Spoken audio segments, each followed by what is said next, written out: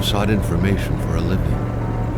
That is to say that ever since he returned from Korea, after having served with the armed forces, he had been working as a private investigator in Montreal. William Hamilton, a rich industrialist, had gotten in touch with him regarding a simple vandalism issue. Nothing to write home about. Not worth hiring a private eye either, just so he can drive for hours on rough roads. But that's how it had always been. The client pays, Carl gets it done.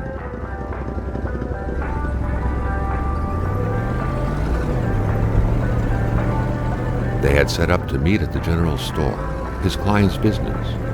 Well, actually, the entire village had William Hamilton's name written all over it.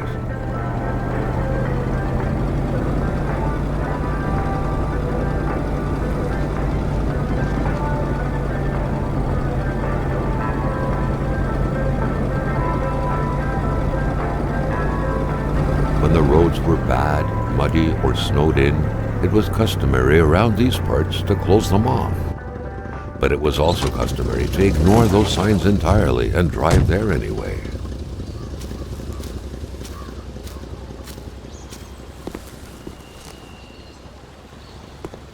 Hamilton never mentioned a road-blocking barrier. Why was it needed here in the back of Beyond? That would, however, be a mystery for another day. Carl had waited long enough for someone to come and raise it.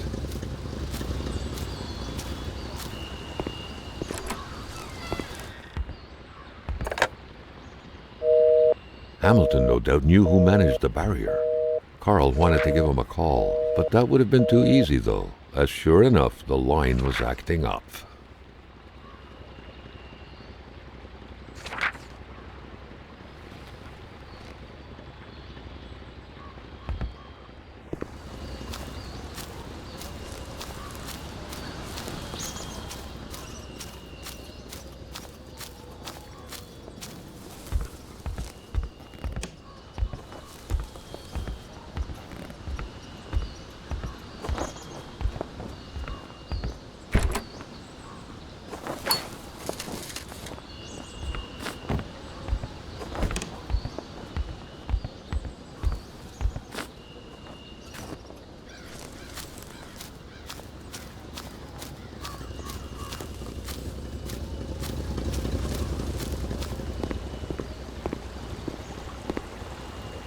Hamilton is waiting for Carl in the general store.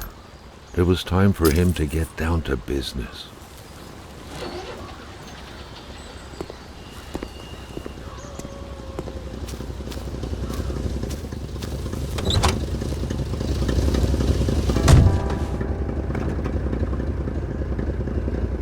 William Hamilton enjoyed a lavish country house built in the very heart of the northern forests, not too far from here.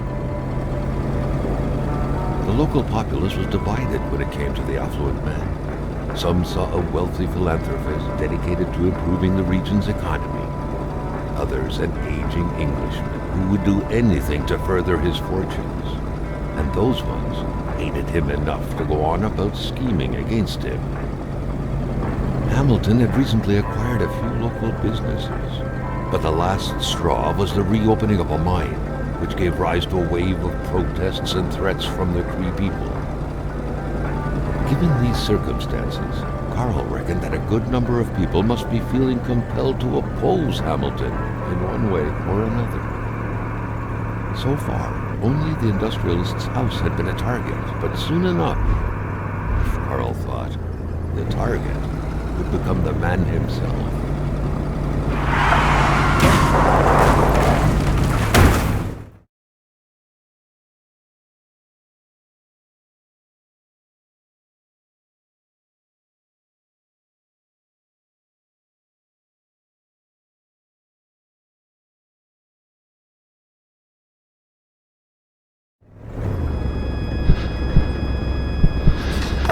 Carl needed to get out of there.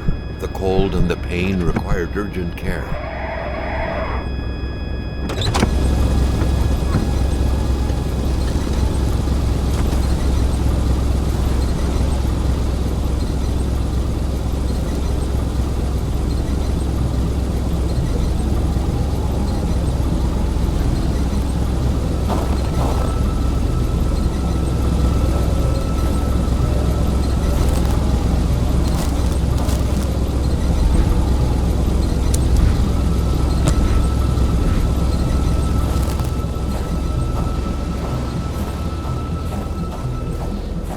driver had taken off. It was still best to check it out and leave nothing to chance. Carl needed help.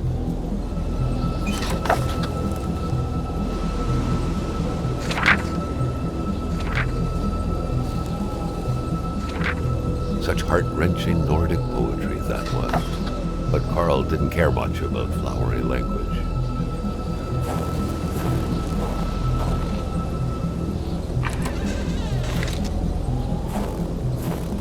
This deep in the country, his last hope was to find an abandoned garage or a farm by the roadside. His life depended on it.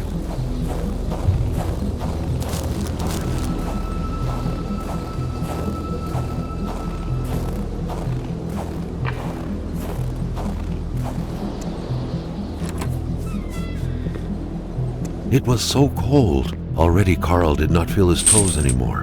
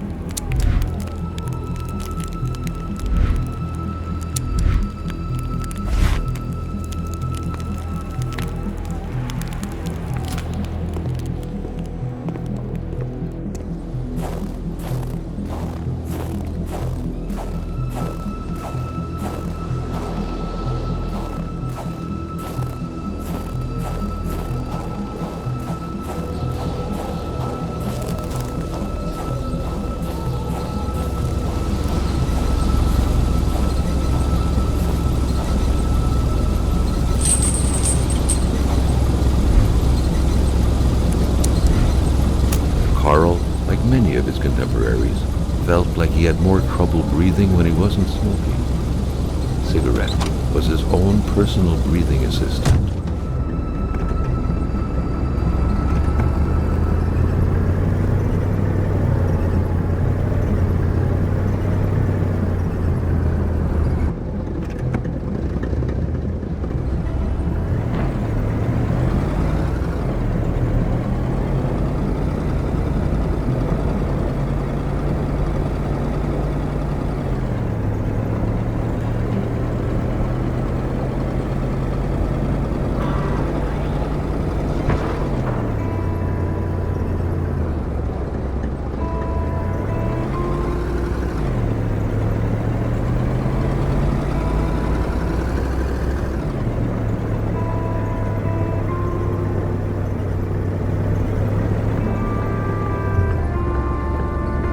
Spread out on a few acres of untouched forest, bellowing caribou, everlasting snow, and undefiled lakes. The Manistan region was no tourist hub. It was said to have been populated for millennia by Cree people, and ever since the industrial era, by the metal mining industry.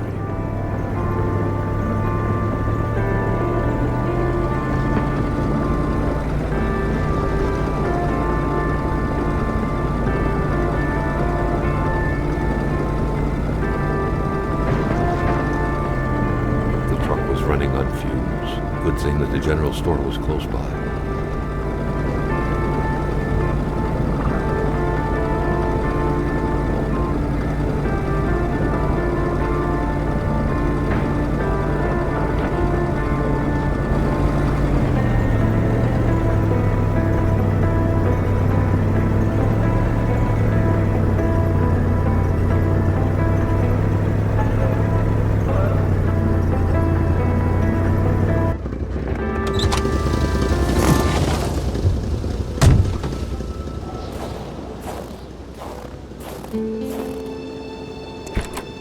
A milkman had to drive by every week to fill the bottles. The fresh milk indicated a recent visit. Something fell to the bottom of the box.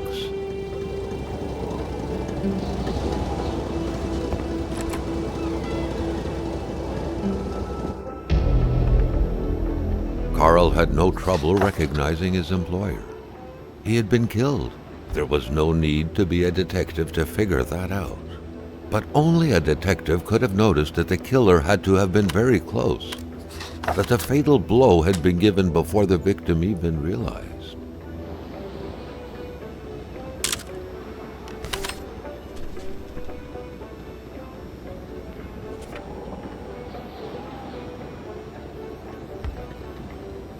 Carl felt a chill down his spine and had a terrifying realization. If Hamilton was dead, then who was going to pay him?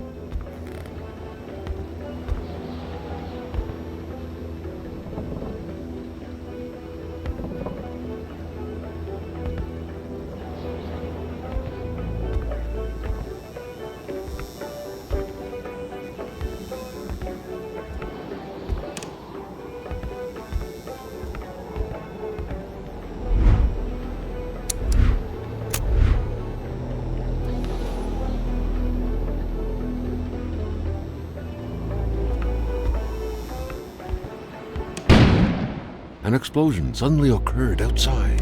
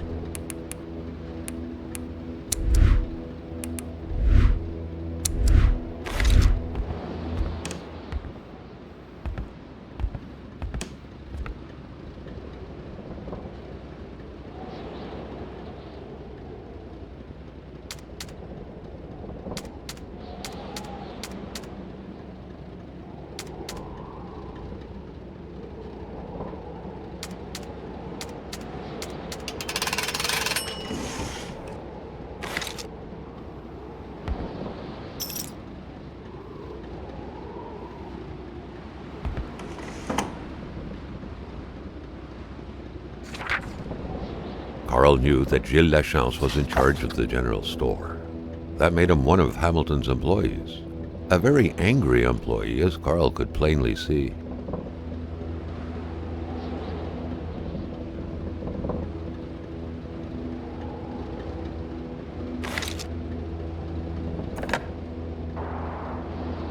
The snowstorm pummeled everything in its path.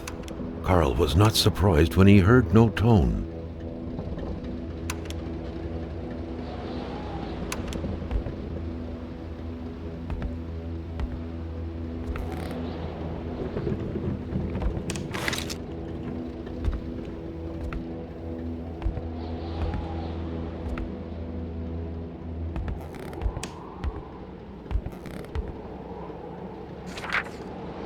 What could be inside that envelope? Carl was taken aback. He knew this address. It was said to be the address of the P.O. box for the Canadian Secret Service.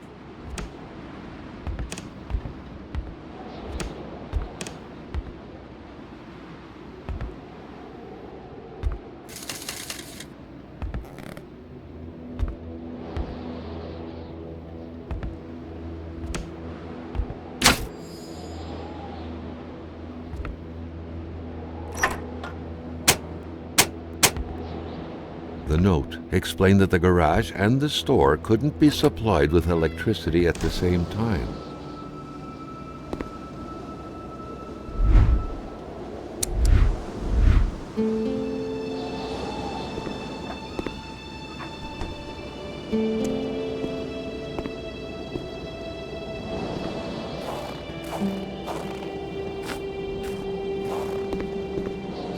Carl was used to strange phenomena, but a chunk of ice like this, as if an iceberg came out of the ground, that was a first.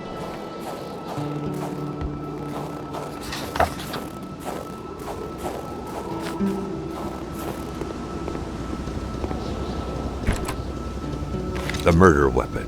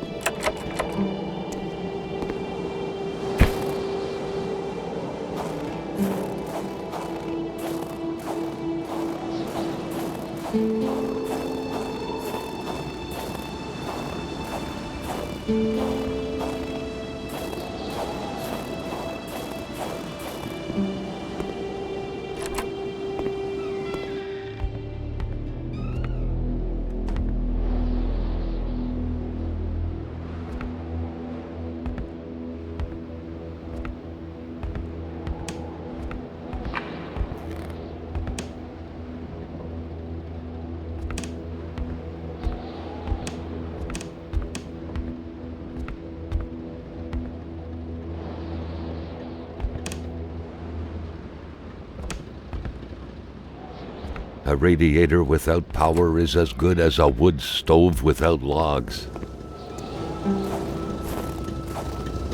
The pumps wouldn't surrender their divine nectar so easily. In all likelihood, they had to be switched on from inside the store. Given the circumstances, leaving with an empty tank would be a death warrant. Carl had to refuel.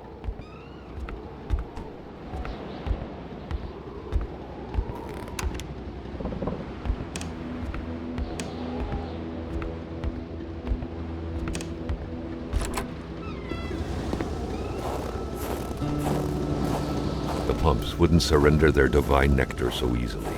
In all likelihood, they had to be switched on from inside the store.